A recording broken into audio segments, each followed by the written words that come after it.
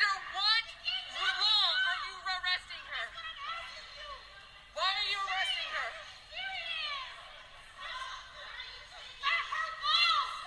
Why are you arresting her? Tell us now. Why are you arresting her? Sign it. Give me a reason why you are arresting her. Give me a reason why you are arresting her. She is an elected representative. Why are you arresting her? Why are you arresting her? Under what statute are you arresting her? Under what statute? The governor is signing a law that will affect all Georgians, and you are choosing to arrest an elected official.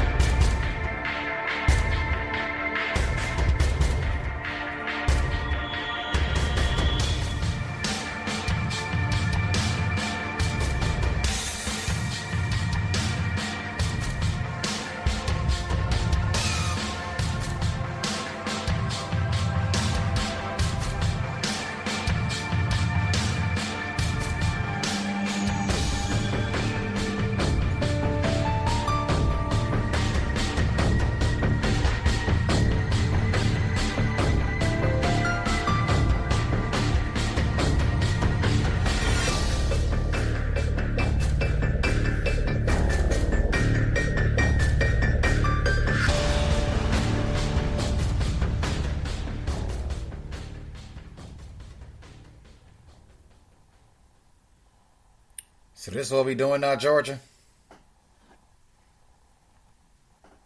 Arresting elected officials? This is seriously what we're going to do now.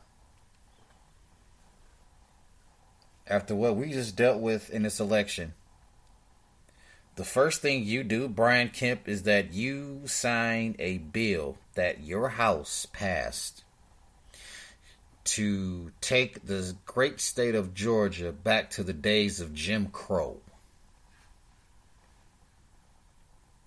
Back to the days of what hell our ancestors and grandparents and great-grandparents had to go through just to be able to cast a vote. You're going to take us back. You're going to take everybody in Georgia back. It's bad enough that Jim Crow alone, and if anybody younger is listening to this right now, Jim Crow was a term used to basically make sure that black folks could not vote. Or if they could vote, it was conditional. Okay? That's the thing. The thing is, okay, let's see how far we can take this. Because, let's not forget that Georgia, for the first time as far as I can remember, turned into a blue state and made sure that Trump did not win re-election. Basically, what Jim Crow is, it was a series of segregation laws enacted as early as the 1890s, primarily in southern and border states. These laws were designed to create a separate but equal status for black Americans and other non-white racial groups. The enactment of Jim Crow began shortly after Reconstruction, but the most stringent restrictions were established following the Supreme Court case Plessy v. Ferguson, which created, quote, separate but equal doctrine. It's a history lesson for anybody who was unsure what exactly Jim Crow is. Now, another theory that some of us, I don't know if some of us may have forgotten it or not, but at the time when Mr. Kemp ran for governorship, here's a little thing about him. A little thing about Mr. Kemp is, when he ran for the governorship, he ran against Stacey Abrams. Quite sure a lot of you know who Stacey Abrams is, if you've watched the news as of late. When he ran against Stacey Abrams, what many people probably have forgotten was at the time he was the Georgia Secretary of State. He did not leave his position. He did not step down from being Secretary of State to run for governorship. He kept the position, in which, in my opinion, he abused his power to become the governor of Georgia. And what he didn't expect was he thought Stacey would just go in the corner and lick her wounds and that would be it. No. You know what Stacey did? Stacey worked tirelessly and rallied people to vote in this election, which pissed every Southern Republican off. And here's something else that many of you may not know. I don't know if you've seen this or not. When Brian Kemp signed this bill into law, he was surrounded by men of the same color as him. And the picture that was in the background of these gentlemen, while Mr. Kemp signed into this law, was a picture of a plantation. If that does not speak volumes as to what's going on in Georgia, you might want to wake up. Because this is only the beginning. And what really is fascinating about all of this, sad as it may seem, but also fascinating, all of this came about because, in my opinion, the Georgia Republicans, they're pulling out all of these stops because they are afraid of one woman. One woman. One woman with the means, one woman with the drive, one woman with the connections, one woman with a relationship with the community. They are afraid of Stacey Abrams. I'm going to put it out there. They're afraid of her because of the change that she can inflict, because of her being able to turn a tide. And you go so far as to arrest an elected official who was doing her job. Doing her job. She knocked on Brian Kemp's door. She can do that. She's an elected official. I don't know what the hell is going on in the Capitol building down in Atlanta, but it's slowly starting to look like Roots and Django Unchained. Massa Boss is signing a contract. And the good niggers are riled up. So what we do is we call our handlers, the Georgia State Patrol, to tame this riled up nigger. Who the hell does she think she is knocking on my door to question me? There's a little thing called the Constitution, Kemp. That woman had every right to knock on your door and ask you to not put this bill into play because of the ramifications that are involved. She has the right to do that. Now, if she was a civilian trying to knock on your door and we didn't know what her intentions were, then okay, I understand the Georgia State Patrol coming to arrest her. But this woman was doing her job, trying to convince you not to put this tragic bill into play in the great state of Georgia. President Biden himself said it was disgraceful in his Jim Crow era. He said, and I quote, this is Jim Crow 2021? And you signed it so quickly behind closed doors with other men who look like you in front of a picture of a plantation. If that does not speak volumes, I don't know what else will. Now, my personal opinion about it is I think the bill should be recalled. Because some of the contents of this bill is unconstitutional and downright disrespectful. But none of you seem to care about that because you'd rather spend more time trying to get back into the good graces of a former president who right now is not even relevant. As a matter of fact, I believe you had some members of your state house go down to Mar-a-Lago and try to earn his endorsement. Or Kemp, let me ask you a question. Are you trying to get back into his good graces because he dogged you? Because you and your Secretary of State would not bend or break the rules for him? If I'm not mistaken, I believe, he asked you to, what was that? Fine some votes? And when you and your Secretary of State told him that you guys couldn't do that, he dogged you. He publicly humiliated you. So, what I would deem this as is revenge. You want to do any and everything just to be able to get back into his good graces so that way he'll come out for you when it's time for you to get reelected. I mean, correct me if I'm wrong. You didn't do it for the people. No. You did voter suppression.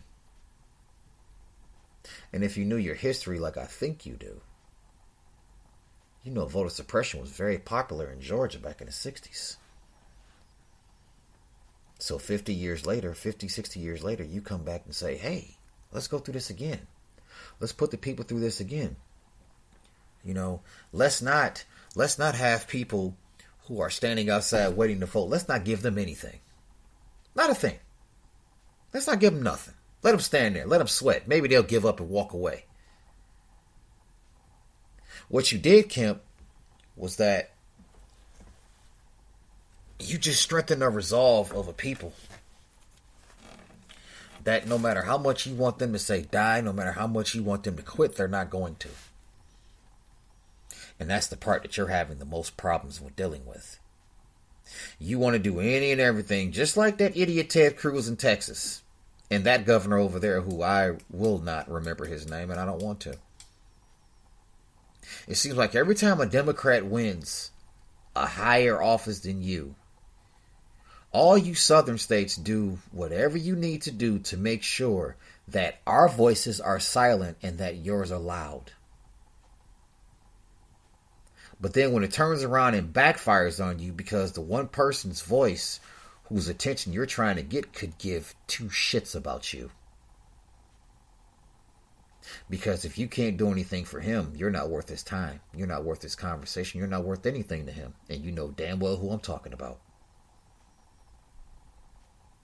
You are willing to sacrifice your reputation. You are willing to sacrifice the lives of the people in your respective states to get his attention, to get his knighthood, if you will. It won't work. It doesn't work. He tried it with my governor, Gretchen Whitmer. He tried it with her.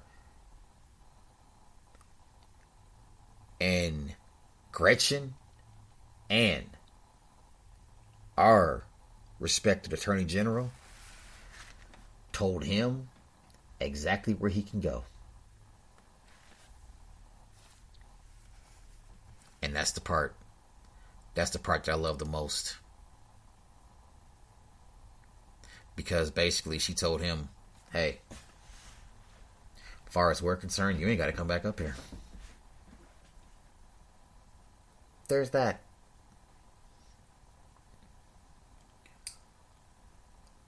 Now, Mr. Kemp, what is your end game?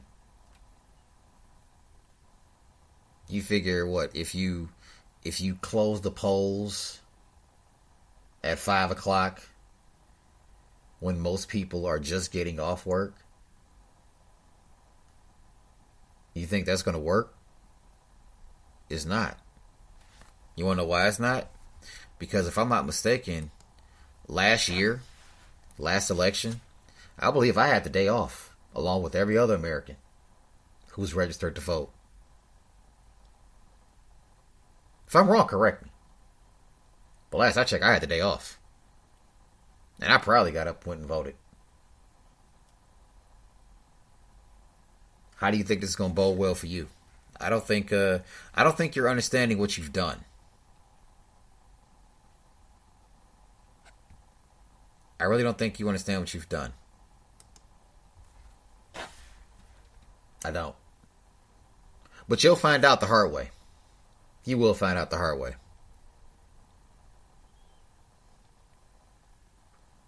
So, moving on to a personal matter.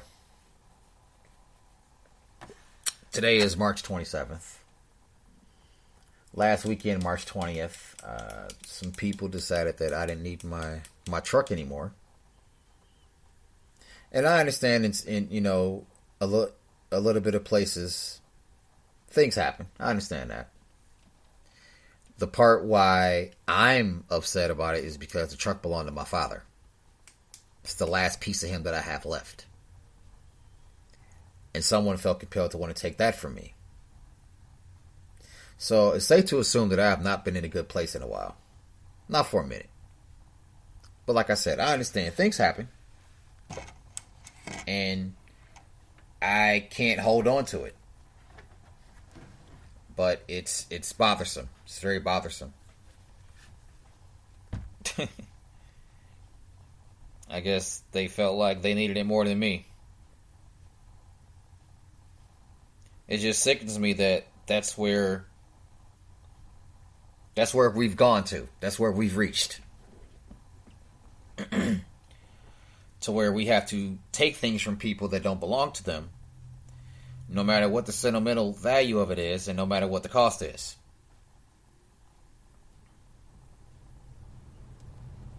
And it's very frustrating. Very frustrating. But, I understand these things happen. But I will say this. There's a little thing called karma. Karma has a bad habit of getting to everybody. And eventually it will get to you. And I hope karma does get to you before I do.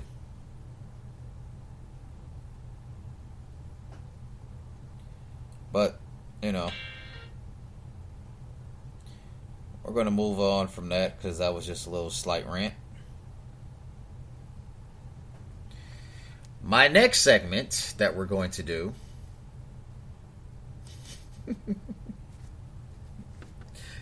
we call it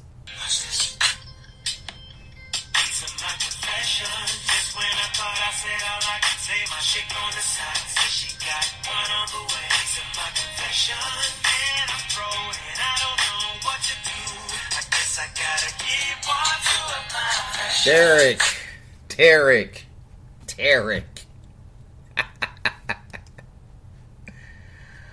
Oh man, Derrick Jaxn.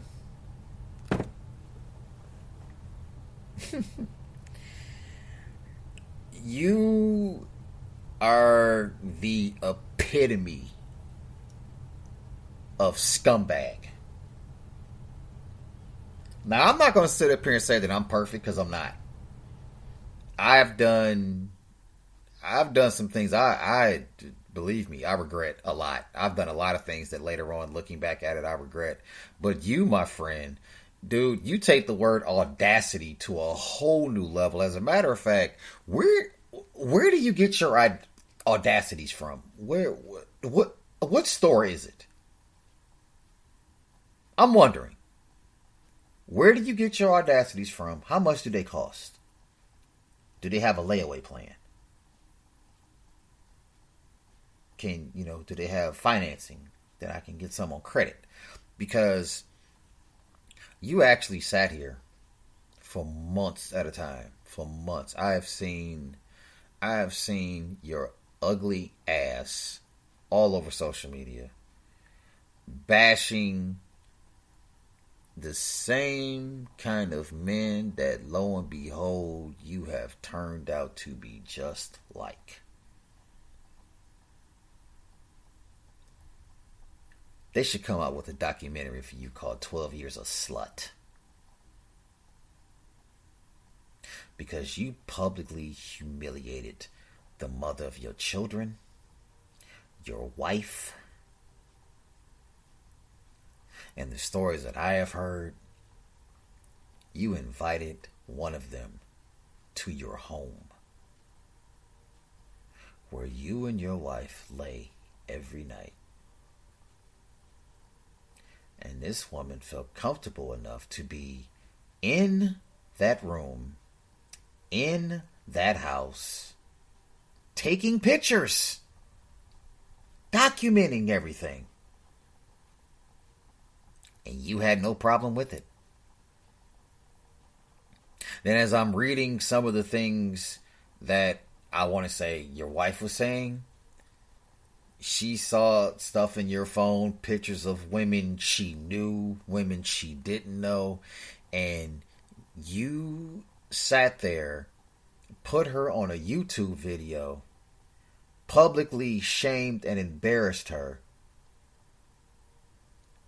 then turned around and said, I blame God for it. I'm sorry, what? You said because you got saved, because this happened, I guess, another time. You got saved, and then all of a sudden it's God's fault? It's God's fault you cheated. Because had you not been saved, you wouldn't have did it. The reason why you got saved in the first place was because you agreed to go to counseling, and I guess in that aspect, you allegedly got saved. And now all of a sudden, you want to sit here and actually fix your lips to say, God made me do it. I have seen pathetic. I have heard of pathetic.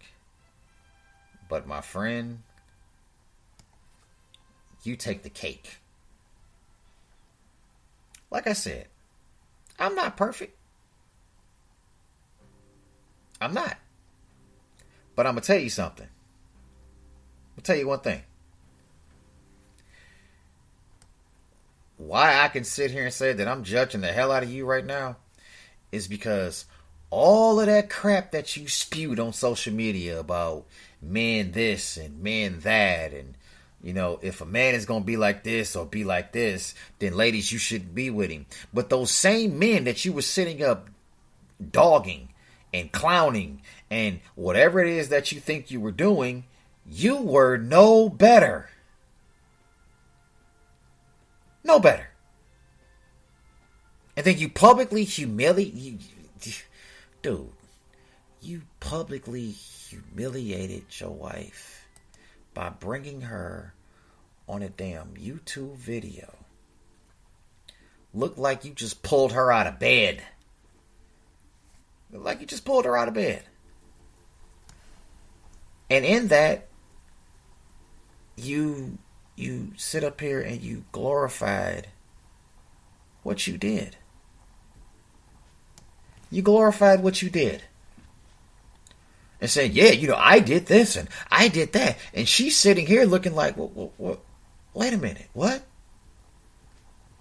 And now she's the subject of public ridicule because you pulled her out the bed looking like she just woke up. You all clean cut with a shirt on and everything and holding her hand and giving her the Ike Turner stare down based off shit that she's saying as if you rehearsed it. What's your end game, Derrick? You trying to sell another book? Another pointless Steve Harvey wannabe book? How to keep your woman, cheat on her, and make it look like it's her fault. And then you set up and have her to have a damn reaction video based off the initial video that you posted. And then you want to talk as if you're the third person. I have seen and met some slime balls in my time. As a matter of fact, truth be told, I was one of those kind of slime balls to where I didn't give a fuck about nobody but me. But you, my friend, you make me look like the Pope. Because your audacity is out of control.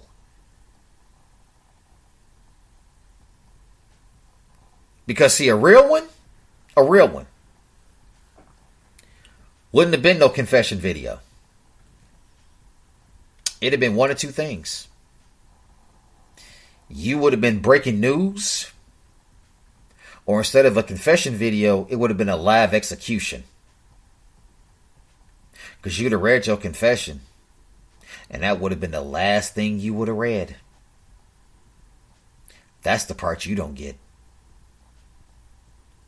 Derrick, find a hole, crawl into it, and don't come out of it. Because, my friend, if you think for 1 second that God-fearing wife that you have, that she released a video looking oh so militant,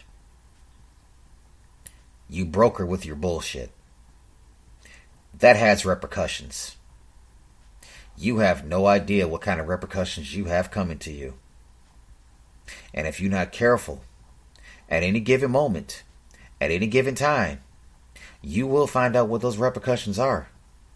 And it will be at a level that you're not capable of handling, nor a level that you would expect coming from her.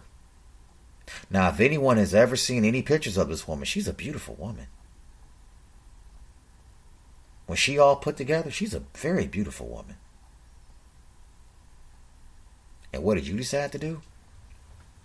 You decided to do exactly what you did.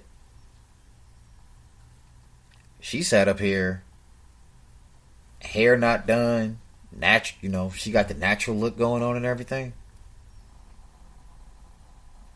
And you broke her. And then you want to have the nerve to sit up here and say, don't attack my spouse, attack me. You did this. Rather than doing what adults would do and handle the thing in-house, let's make a public spectacle out of it. Because I don't know, you trying to sell another book?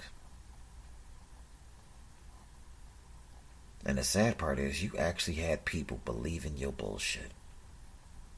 You had actual black women out here vulnerable enough to buy your brand. And they fell for it, hook, line, and sinker. That nice house you living in was off the backs of a lie. You're a walking, talking lie.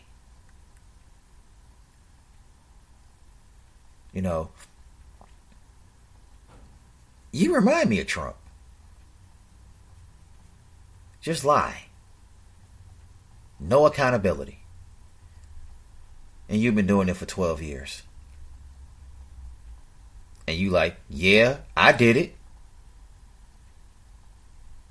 And this is why. The factor of you did it is enough. We don't care why. You did it.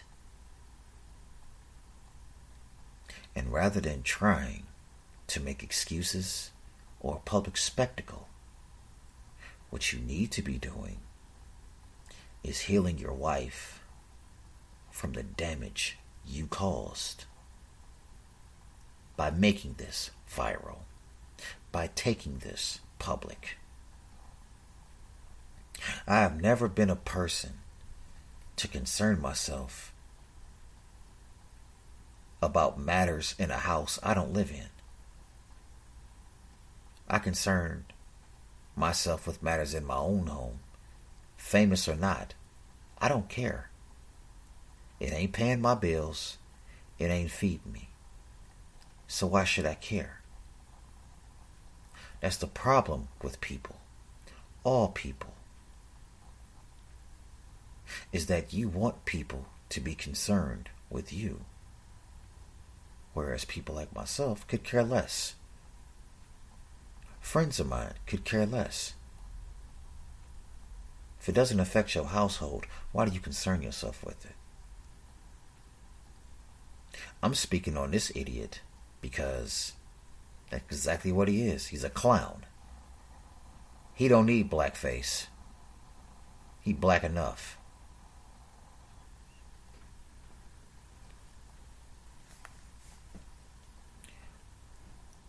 That being said, we'll be back next week. May have a special guest or two. Till then, love y'all.